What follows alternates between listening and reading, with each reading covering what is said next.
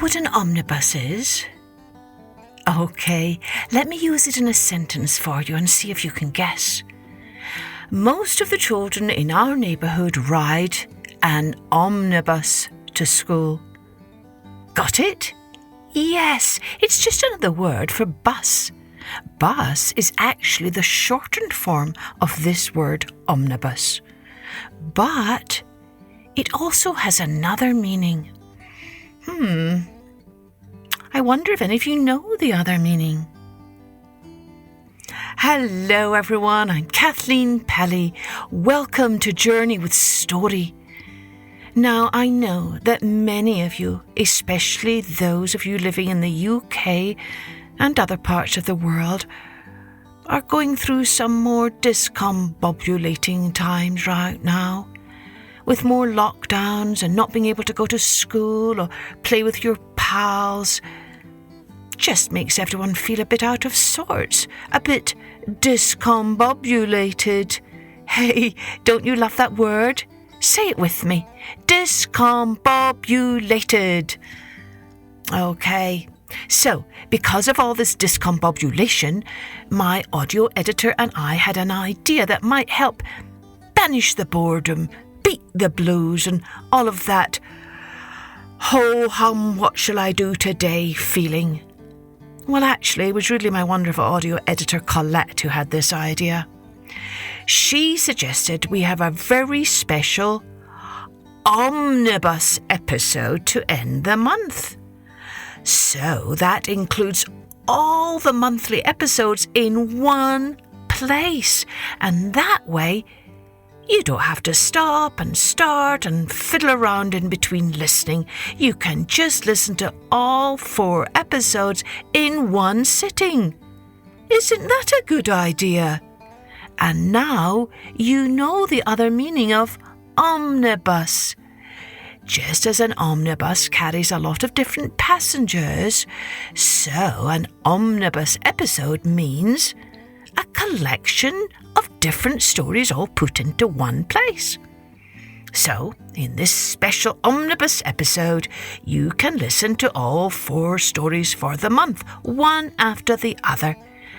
Oh, and just so you know, there will be no special introduction for the individual stories, no added details and no shout-outs. If you want to hear all of those, then you need to go and listen to the individual episode and not this version. Got it?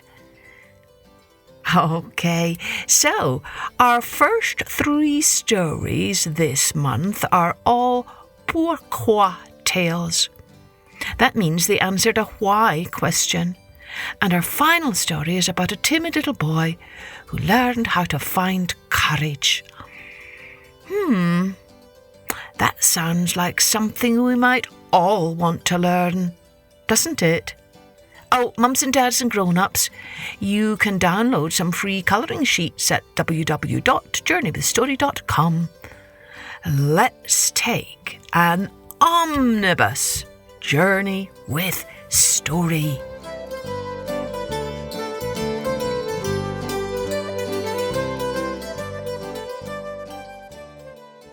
Let's take a journey with How the Kangaroo Got Its Pouch. Long ago, the kangaroo was grooming her joy on the bank of a brook. They liked to listen to the water burble as the mama combed her baby's fur. On this day, an old wombat staggered toward them. "Oh dear," the kangaroo whispered to her baby. "This wombat is old and sick. He is so old, he must have great-great-great-grandchildren already." The mother kangaroo thought she heard the sound of weeping. As the wombat stumbled closer, she heard him say, "Useless and worthless, worthless and useless." "What is the trouble, friend wombat?" she asked. "Huh?" he said, startled. "Who said that?" "I did," said the kangaroo. "A kangaroo and her joey." "I'm blind," the wombat replied. "Nobody wants me around. Nobody thinks about me. I'm no good anymore. They've abandoned me, all of them." The kangaroo, who had a tender heart, said, "Oh, it's not as bad as all that. I'll be your friend. My Joey and I will show you where the tastiest grass grows." She let the wombat hold her tail. Then slowly she led him over to the juiciest grass and the cleanest water. The old wombat sighed with pleasure. It made the kangaroo happy to see him feeling better. Suddenly she remembered her Joey. She had told him to stay close, but he had wandered off again. She raced back to look for him. So many times as it happened. She'd looked for food, and when she looked up, he had wandered off. It scared her terribly. Finally, she found her Joey asleep under a gum tree. Not wanting to wake him from his nap, she decided to go back and check on the old wombat. Something was moving in the bush. It was a hunter, silently stalking the wombat. Already his boomerang was raised above his head, its smooth edges ready to slice the air. The kangaroo froze. She couldn't even breathe.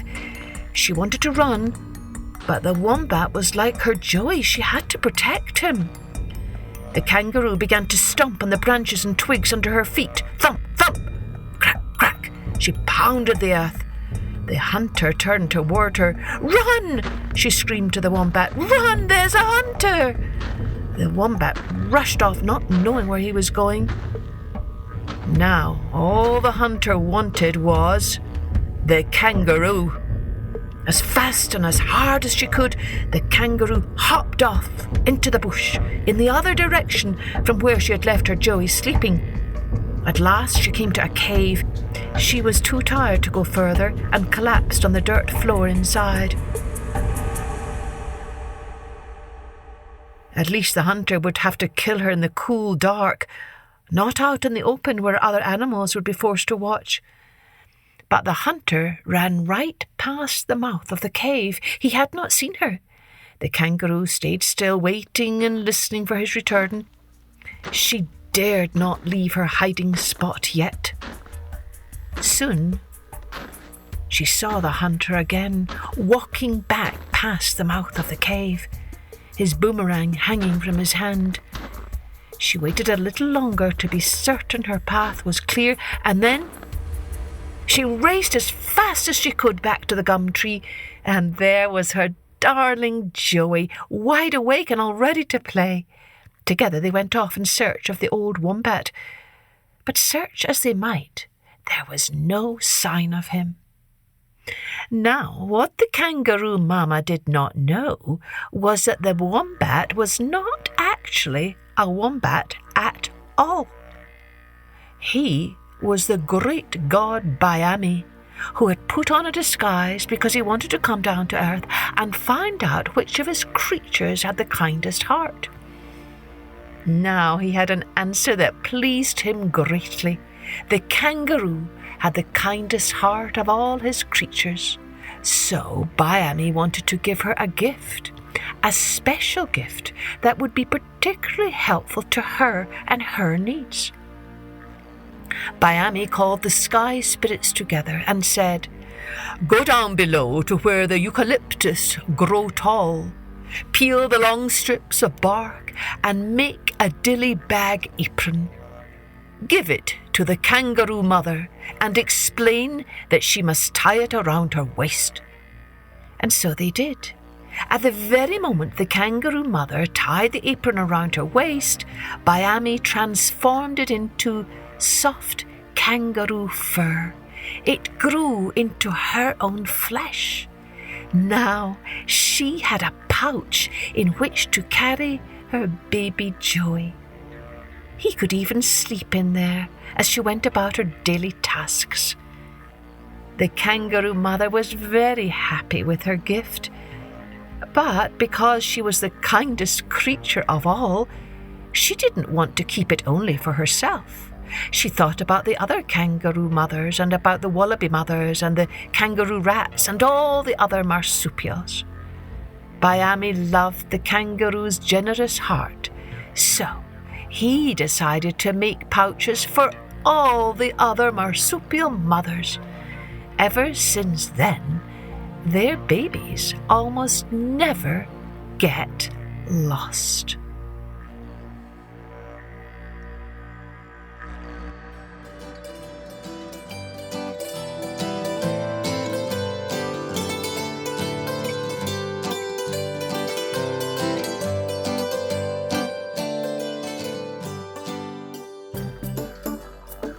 Let's take a journey with Why Koala Has a Stumpy Tail. Long ago, Tree Kangaroo and Koala were good friends. In those days, Koala had a beautiful bushy tail that swished and swooshed this way and that. This is the story of how Koala ended up with a short stump of a tail. This was the year when a great drought descended on the land.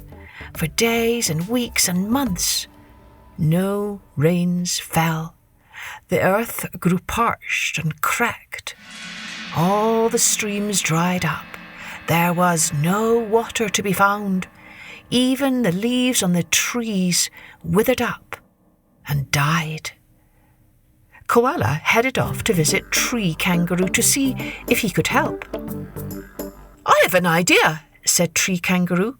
"Once, when I was very little, I remember a dry season just like this, and my mother took me to the dried-up riverbed. She began to dig and dig and dig until finally a tiny trickle of water gurgled up from the ground and made a little pool. It wasn't much, but it was enough for us to quench our thirst." "Oh, let's try that!" cried Koala. The two of them scurried off to find the nearest dried-up riverbed. But by the time they reached there, Koala was hot and sweaty and very tired. "Why don't you go ahead and start digging?" he suggested, "while I take a rest up here in this tree and gather my strength. Then after I am all rested up, I will dig and you can rest." "Very well," agreed Tree Kangaroo, and he set to work, digging with all his might and strength. It was hard work in the sweltering heat of the sun, but the thought of drinking his fill with some fresh, cool water made him keep going. A little later he looked up and saw that Koala was now sound asleep nestled in the tree. "Ah, well," thought Tree Kangaroo, "he should be all rested up in a short while, and then it will be my turn to take a rest." So then he went back to his digging. Finally, Koala woke up. Tree Kangaroo stopped his digging. "Now it's your turn to dig while I rest," he said. "Very well," agreed Koala as he began to climb down the tree, but suddenly he stopped and cried, "Ouch! Ouch! Oh no, I have a thorn in my foot. You better just keep digging while I get it out." So Tree Kangaroo went back to his digging. But even though the hole was very deep by now, there was still no sign of any water. Tree Kangaroo stomped his foot. "Enough!" he shouted. "I am exhausted with all this digging. It is time for you to take your turn at digging, Koala. You get down from your tree right now and get to work. I need a rest." Once again, Koala started to climb down the tree, but then he began to shiver and shake. "Oh, no!" he cried. "I am having a dizzy spell. It must be because I have not had any water. I will need to rest a little longer until I feel better." Tree Kangaroo stamped his foot in anger. But what could he do? He knew there was only one way to find water, and that was for him to keep digging. And so he set to work again, grumbling under his breath about lazy Koala. Suddenly, a tiny trickle of water gushed out. At last!" shouted Tree Kangaroo. "Water!" At once, Koala scurried down the tree as fast as he could and rushed to the hole, shoving Kangaroo out of the way. He bent over the hole and gulped the water up fast and furious. "Hey, save some for me!" shouted Tree Kangaroo. But Koala paid him no heed. He was too busy drinking all of the water. Tree Kangaroo could stand it no more. He grabbed Koala's tail, pulling it with all of his might and will until, suddenly, in one big plop, the tail broke right off, leaving Koala with only a measly little stump. And so it is that koalas now only have a short, stumpy tail, because Koala was once so lazy and so selfish, and he lost a good friend as well.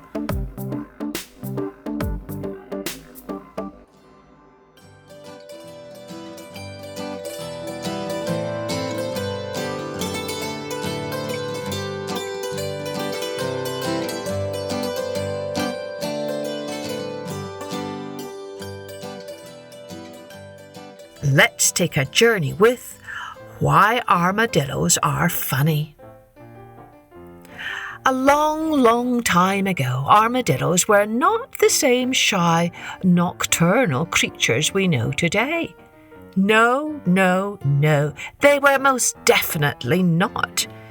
Back then, armadillos were extremely proud of themselves and believed that the sun rose and set on their funny little faces. Back then, they were also very friendly creatures with no enemies at all in the animal kingdom. Raccoons were their friends, so were hawks and eagles, and even coyotes and bears and dogs liked the armadillos. As for cats, well, that was a different matter. But we all know that is because cats are cats, and they don't really care one way or another about any other creature other than themselves. But all the other animals enjoyed Armadillo's company. Now, one very plain and very ordinary little armadillo who lived back then was called Apollo. His mother was ugly, his daddy was ugly, and Apollo was even uglier than the both of them put together. But the truth is, armadillos are meant to be ugly. That is the way they were born to be. The uglier the better. So Apollo was just about perfect for an armadillo. Apollo Armadillo discovered just when he was a wee little tot that he had a knack for being particularly funny. When he bugged out his eyes and waggled his tongue, the other animals split their sides laughing at him. The owls hooted, the iguanas giggled, and even the rattlesnakes sniggered with a sss. One day Apollo discovered a new trick to amuse his friends. He hid in a ditch and waited for an animal to come walking down the road. The first one to come speeding along was Roadrunner. Beep, beep. Just as Roadrunner reached Apollo's hiding place, the little armadillo dashed out into the road and shot straight up into the air with his arms and legs splayed all out in 4 directions, hair standing on end, shell wobbling, eyes bugged out, and tongue a wiggle waggling. "Wah!" bellowed Apollo. The Roadrunner screeched to a halt. "Ah!" he yelled.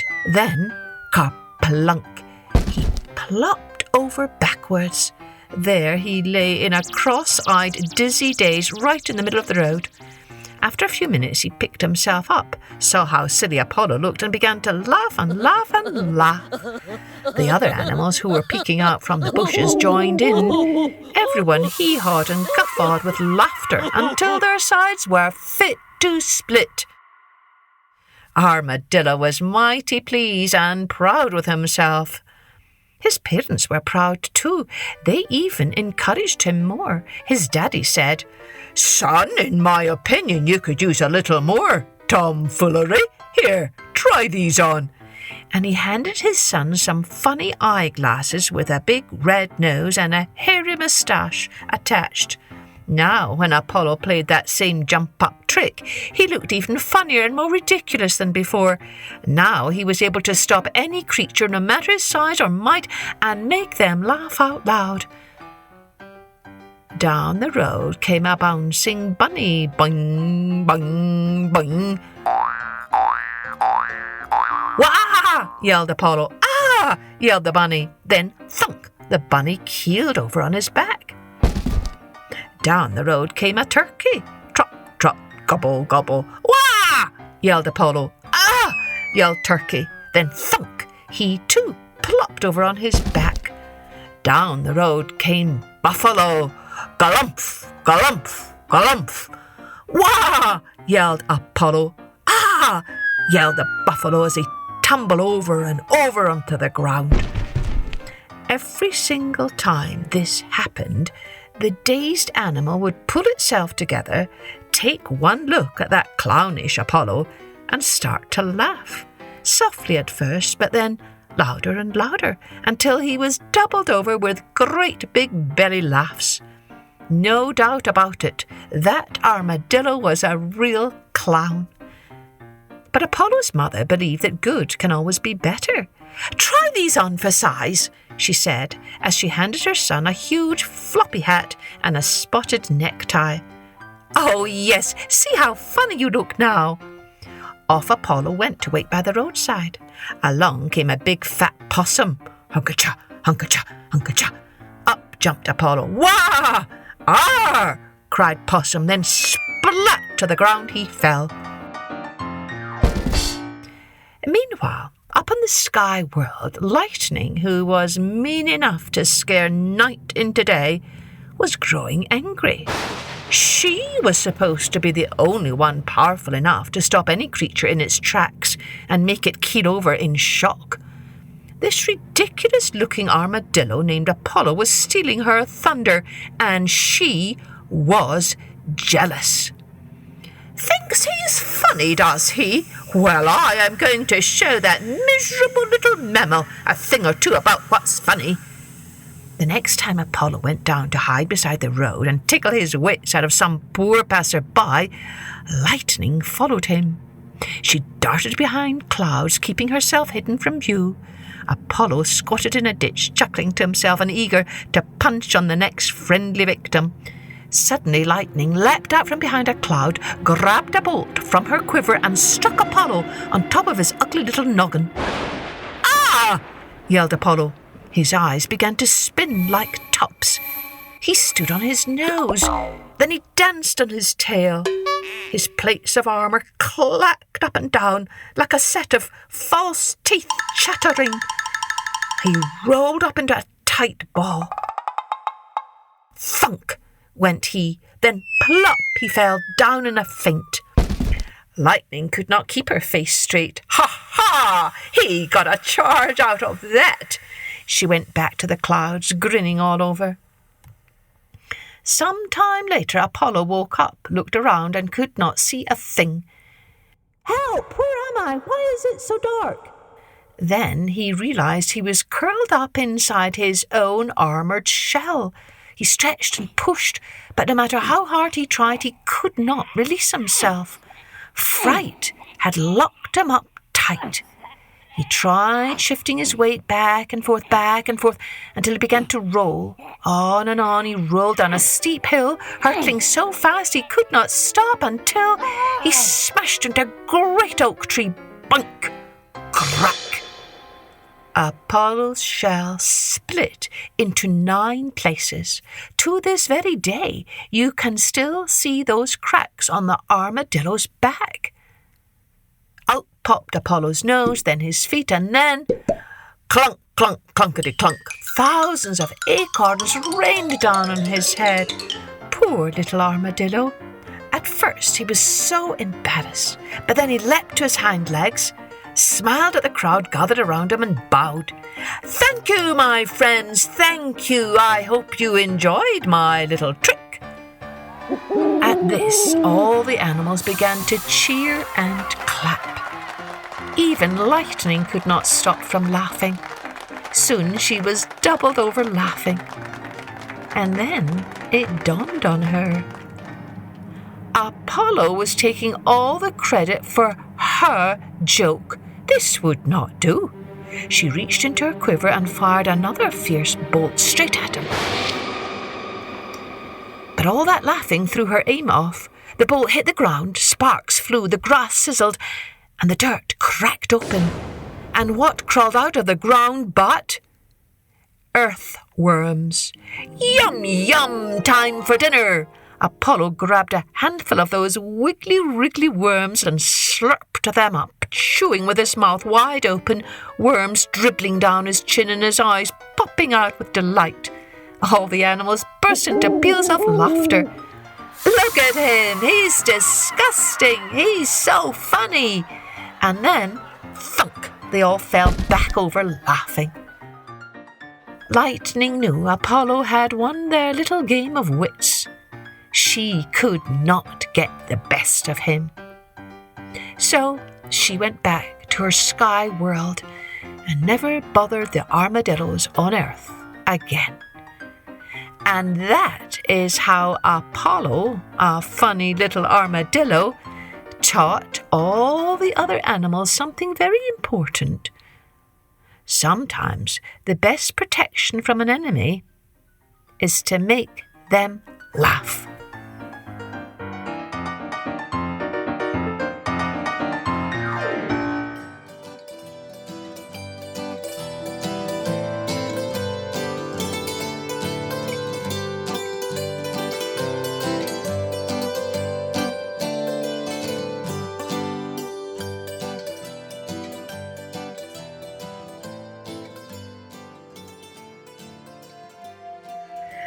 Let's take a journey with The Monster That Grew Small, and this version is retold by Joan Grant.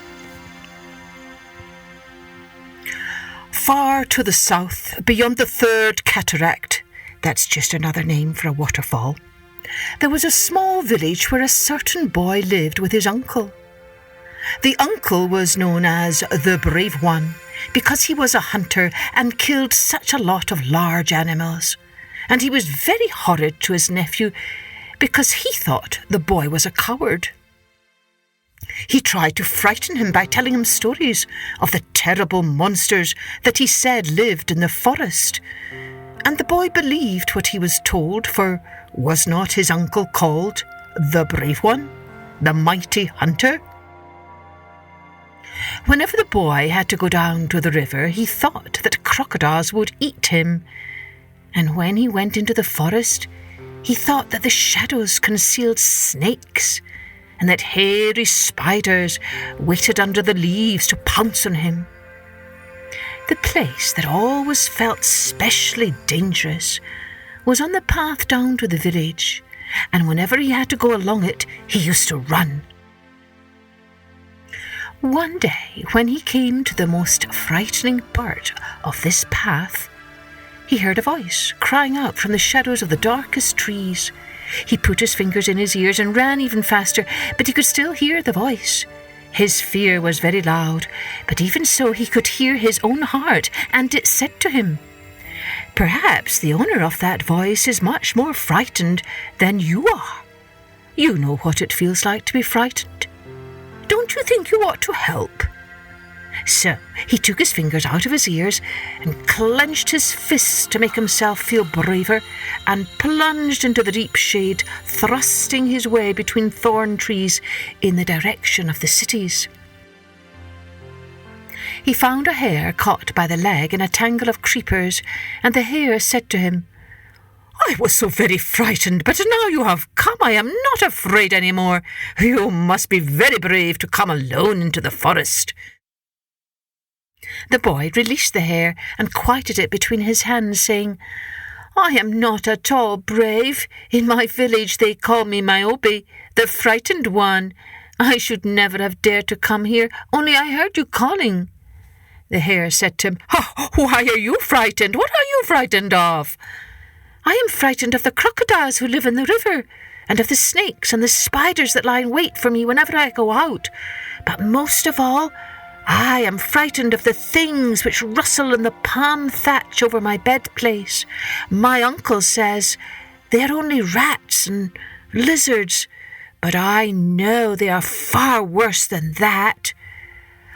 "What you want," said the hare, "is a house with walls 3 cubits thick, where you could shut yourself away from all the things you fear." "Well, I don't think that would do any good," said Niobe, "for if there were no windows, I should be afraid of not being able to breathe. And if there were windows, I should always be watching them, waiting for things to creep in to devour me. The hare seemed to have stopped being frightened, and Niobe said, "Now that you know that I am not at all brave, I don't suppose I'll see much of a protection. But if you feel I'd be better than nothing, I'll carry you home if you tell me where you live." To Niobe's astonishment, the hare replied, "I live in the moon, so you can't come home with me yet. But I should like to give you something to show you how grateful I am for your kindness. What would you like to have best in the world? I should like to have courage. But I suppose that's one of the things which can't be given." "Well, I can't give it to you, but I can tell you where to find it. The road which leads there you will have to follow alone. But when your fears are strongest, look up to the moon, and I will tell you how to overcome them." Then the hare told Niobe about the road he must follow, and the next morning, before his uncle was awake, the boy set out on his journey. His only weapon was a dagger that the hare had given him. It was long and keen, pale as moonlight. Soon the road came to a wide river.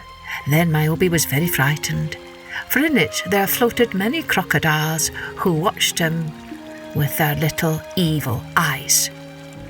But he remembered what the hare had told him, and after looking up to the moon, he shouted at them, "If you want to be killed, come and attack me." Then he plunged into the river, his dagger clutched in his hand, and began to swim to the far bank.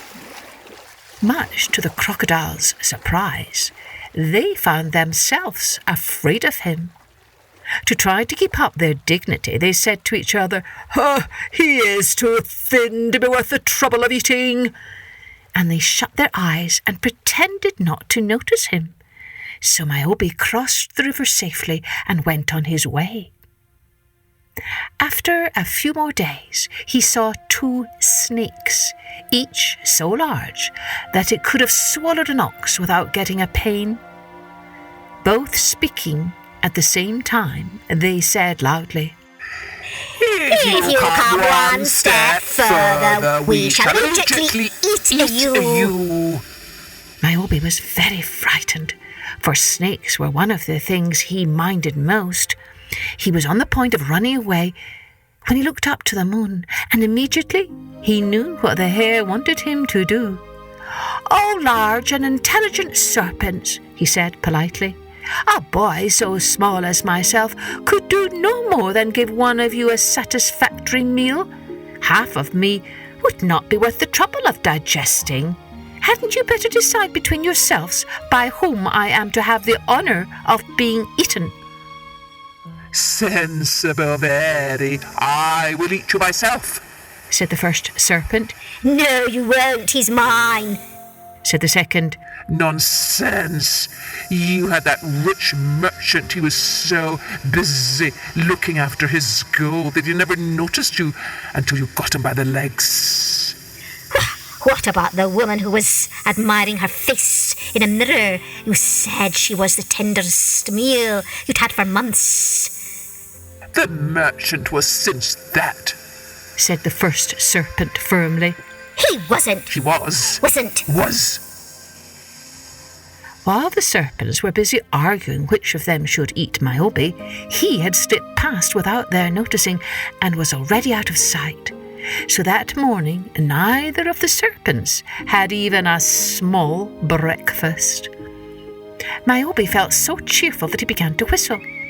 For the first time he found himself enjoying the shapes of trees and the colours of flowers, instead of wondering what dangers they might be concealing. Soon he came in sight of a village, and even in the distance he could hear a sound of lamentation. As he walked down the single street, no one took any notice of him, for the people were too busy moaning and wailing. The cooking fires were unlit, and goats were bleating because no one had remembered to milk them. Babies were crying because they were hungry, and a small girl was yelling because she had fallen down and cut her knee, and Her mother wasn't even interested.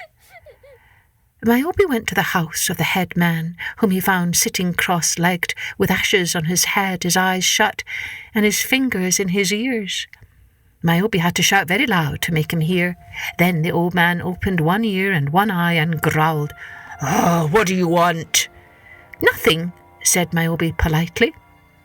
"I wanted to ask what you wanted. Why is your village so unhappy?"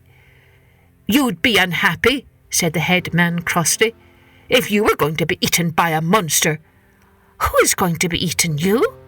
"Me and everyone else, even the goats. Can't you hear them bleating?"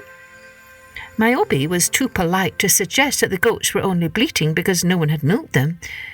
So he asked the head man, "There seem to be quite a lot of people in your village. Couldn't you kill the monster if you all helped?" "Impossible," said the head man. "Too big, too fierce, too terrible. We're all agreed on that." "What does the monster look like?" asked Niobe. "They say it has the head of a crocodile and the body of a hippopotamus and a tail like a very fat snake. But it's sure to be even worse. Don't talk about it." He put his hands over his face and rocked backwards and forwards, moaning to himself. "If you will tell me where the monster lives, I will try to kill it for you," said Niobe, much to his own surprise. "Perhaps you are wise," said the head man, "for then you will be eaten first and won't have so long to think about it. The monster lives in the cave on the top of that mountain. The smoke you can see comes from his fiery breath, so you'll be cooked before you are eaten." Niobe looked up to the moon, and he knew what the hare wanted him to say, so he said it. "I will go up to the mountain and challenge the monster." Climbing the mountain took him a long time, but when he was halfway up he could see the monster quite clearly, basking at the mouth of its cave, its fiery breath whooshing out of its nostrils. It looked about 3 times as big as the royal barge, which is very big, even for a monster. Niobe said to himself, "I won't look at it again until I've climbed all the distance between me and the cave. Otherwise I might feel too much like running away to be able to go on climbing." When next he looked at the monster, he expected it to be much larger than it had seemed from further away. But instead, it looked quite definitely smaller, only a little bigger than 1 royal barge instead of 3. The monster saw him. It snorted angrily, and the snort flared down the mountainside and scorched Niobe. He ran back rather a long way before he could make himself stop. Now the monster seemed to have grown larger again. It was quite 3 times as large as the royal barge, perhaps 4. Niobe said to himself, "This is very curious indeed. The further I run away from the monster, the larger it seems, and the nearer I am to it, the smaller it seems. Perhaps, if I was very close, it might be a reasonable size for me to kill with my dagger." So that he would not be blinded by the fiery breath, he shut his eyes, and so that he would not drop his dagger, he clasped it very tightly, and so that he would not have time to start being frightened, he ran as fast as he could up the mountain to the cave. When he opened his eyes, he couldn't see anything which needed killing. The cave seemed empty, and he began to think that he must have run in the wrong direction. Then he felt something hot touch his right foot. He looked down, and there was the monster. And it was as small as a frog. He picked it up in his hand and scratched its back. It was no more than comfortably warm to hold, and it made a small friendly sound halfway between a purr and the simmer of a cooking pot. Niobe thought, "Poor little monster, it will feel so lonely in this enormous cave." Then he thought, "It might make a nice pet, and its fiery breath would come in useful for lighting my cooking fire." So he carried it carefully down the mountain, and it curled up in his hand and went to sleep. When the villagers saw Niobe, at first they thought they must be dreaming, for they had been so sure the monster would kill him. Then they acclaimed him as a hero, saying, "Honour to the mighty hunter, he the bravest of all, he who has slain the monster."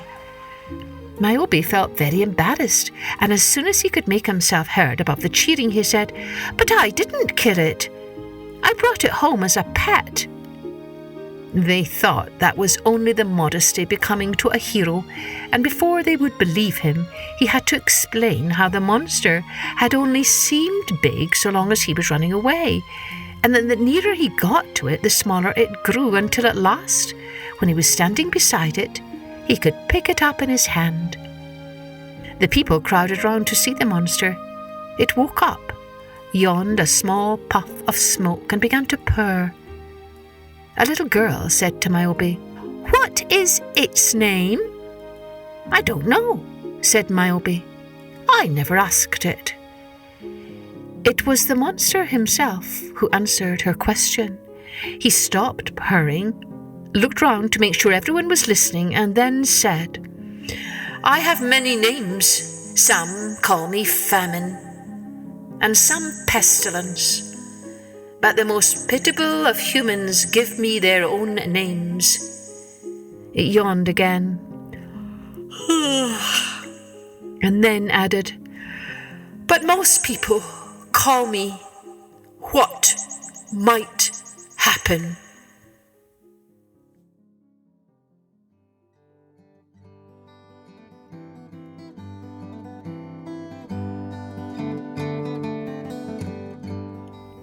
I hope you enjoyed all of those 4 stories.